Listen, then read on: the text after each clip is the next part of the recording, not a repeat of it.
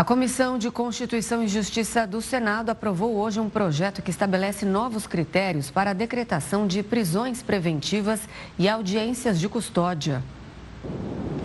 A proposta tem como objetivo fortalecer as regras das audiências de custódia, evitando que juízes liberem criminosos considerados perigosos. A medida tem o apoio dos governadores das regiões Sul e Sudeste. A partir de agora, durante uma audiência de custódia, o juiz deverá converter a prisão em flagrante para a preventiva nos seguintes casos: quando houver provas de reincidência do criminoso, se o crime foi cometido com violência ou grave ameaça contra outra pessoa, se o criminoso cometeu delitos enquanto ainda era alvo de investigação ou inquérito, ou se houver risco de fuga, influência ou interferência nas investigações. A proposta é de autoria do ex-senador e atual ministro do Supremo Tribunal Federal, Flávio Dino, e tem como relator o senador Sérgio Moro. Agora, a matéria segue para a apreciação na Câmara dos Deputados. A gente recebe o advogado Matheus Falivene, que é doutor em Direito Penal pela USP, para falar sobre esse assunto. Doutor, uma boa noite, obrigado pela participação aqui conosco. Essa é uma reivindicação não só de governadores, mas de toda uma população que muitas vezes vê o criminoso que atacou a sua família, atacou ele próprio, ser libertado um dia depois do crime. Isso pode ser que melhore com esse novo projeto? Ou ainda há espaço para justamente a gente ver criminosos soltos logo após o crime?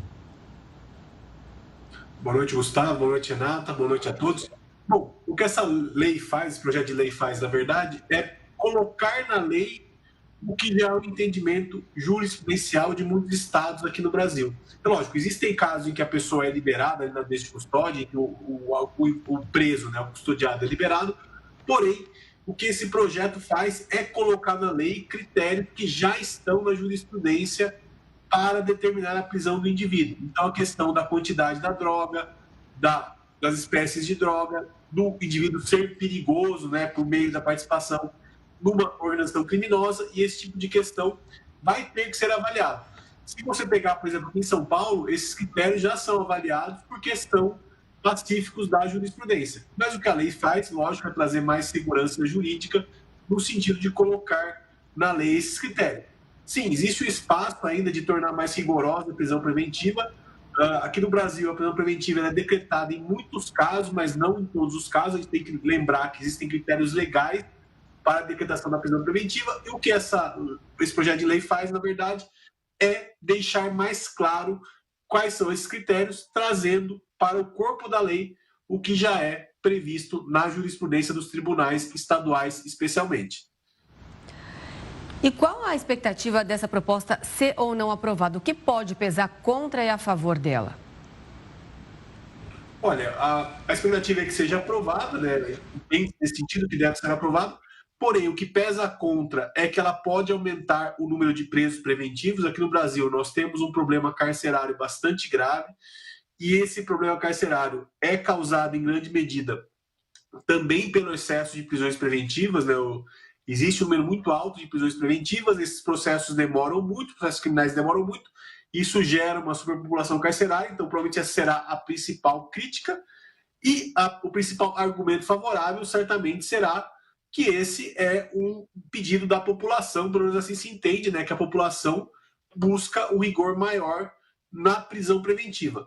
Mas olhando esse projeto também no olhar legalista, ele não é ruim, porque ele coloca critérios para se aferir à periculosidade do indivíduo. Atualmente, a lei ela coloca de forma genérica essa questão da periculosidade. Então, isso fica a critério de cada juiz.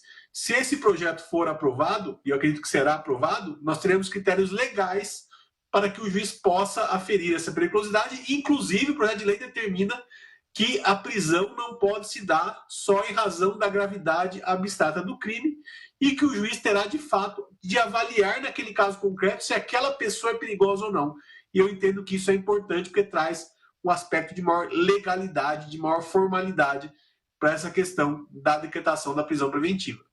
Doutor, você falou do aumento da população carcerária. Pode correr o risco de a gente não ter lugar para colocar esses presos, dependendo de como seguir a ordem, ou seja, faltar vaga para a prisão preventiva? Pode acontecer isso. Na verdade, já acontece em algumas situações e a legislação e a jurisprudência acabam criando, digamos, métodos para evitar que isso ocorra, para evitar que ocorra uma superpopulação que acabe com todo o sistema carcerário. Então, a gente tem algumas jurisprudências que permitem, por exemplo, que presos cumpram prisão domiciliar, fiquem libertados com tornozeleira eletrônica para evitar que tenha superpopulação, especialmente em estados que você não tem um sistema carcerário, não tem um sistema prisional tão estruturado. Aqui, por exemplo, em São Paulo, o sistema é menor estruturado, é mais difícil disso acontecer. Mas em alguns outros estados, por exemplo, os tribunais costumam colocar em liberdade provisória indivíduos presos em flagrante que vão para custódia, simplesmente porque não tem vaga no presídio. Né? Chega lá o indivíduo preso, custodiado, o juiz acaba colocando em liberdade com medidas cautelares restritivas, mas em liberdade ainda assim, porque não há vaga. Então, esse risco realmente existe, já é uma realidade em alguns estados, infelizmente, porque, como a gente sabe, não é muito comum os governos investirem em sistema carcerário, porque não dá voto e tem uma série de questões aí que se colocam. Então, não há um investimento e, de fato, há esse risco sim. Então, isso é o que deve pesar contra esse projeto de lei. Acredito que não vai ser aprovado, mas sim, isso será discutido com certeza na Câmara dos Deputados, quando for da discussão desse projeto. A gente falou agora há pouco também que o Senado aprovou o Marco Legal da Segurança Privada após 14 anos de discussão. Depois de tantos anos tramitando aí no Congresso, o que fez esse assunto, essa pauta, voltar a ser debatida, ganhar caráter de urgência agora em 2024? O que isso representa para a categoria? Olha, essa questão do Estatuto da Segurança Privada, desse Marco Legal da Segurança Privada, ele é muito importante, na verdade, ele é uma discussão que já vem aí de décadas, e é basicamente compilar num corpo único, né, num código, toda a legislação sobre segurança privada que está espalhada em diversas leis. Isso é uma demanda urgente, porque a gente tem uma questão de auxílio à segurança pública pela segurança privada. Você tem que lembrar, a segurança privada ela é auxiliar da segurança pública, então essa questão é urgente por conta da segurança pública no Brasil, como a gente sabe, é sempre uma questão que é debatida, e também para dar mais segurança jurídica para esse segmento, para esse ramo.